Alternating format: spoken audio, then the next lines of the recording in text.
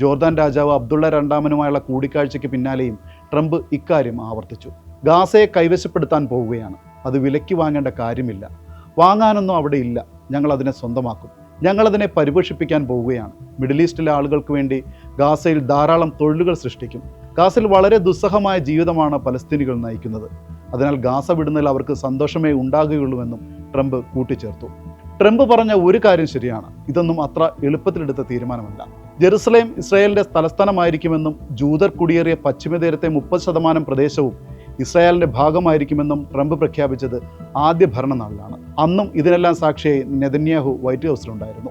Tell അവീവിൽ നിന്ന് American embassy ജെറുസലേമിലേക്ക് മാറ്റിയതും Trump ഭരണകൂടമാണ്. കഴിഞ്ഞ വർഷം ഒക്ടോബറിൽ ഹമാസ് ആക്രമണം കഴിഞ്ഞതിന് പിന്നാലെ ഇസ്രായേൽ ഇന്റലിജൻസ് മന്ത്രാലയം ഒരു റിപ്പോർട്ട് തയ്യാറാക്കിയിരുന്നു. പലസ്തീനികളെ തുടച്ചു നീക്കി ഗാസയെ ശുദ്ധീകരിക്കണമെന്നതായിരുന്നു അതിൻ്റെ കാതൽ.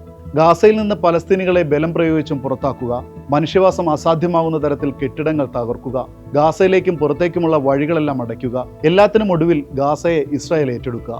ഇതായിരുന്നു റിപ്പോർട്ടിൻ്റെ ഉള്ളടക്കം. അതിൻ്റെ അമേരിക്കൻ പതിപ്പാണ് ട്രംപ് ഇപ്പോൾ ഉരുവിടുന്നത്. US സൈന്യത്തെ ഉപയോഗിച്ചും ഗാസയെ സ്വന്തമാക്കുക. ഇസ്രായേൽ പലസ്തീൻ വിഷയത്തിലെ അമേരിക്കൻ നയം കൂടിയാണ് ഏകപക്ഷീയമായ പ്രസ്താവനയിലൂടെ ട്രംപ് തിരുത്തി എഴുതുന്നത്. ദ്വിരാഷ്ട്ര പരിഹാരം എന്ന നയത്തിന് പകരം അധിനിവേശത്തിൻ്റെ പുതിയൊരു മാതൃകയാണ് ട്രംപ് ഗാസയുടെ കാര്യത്തിൽ മുന്നോട്ട് വച്ചിരിക്കുന്നത്.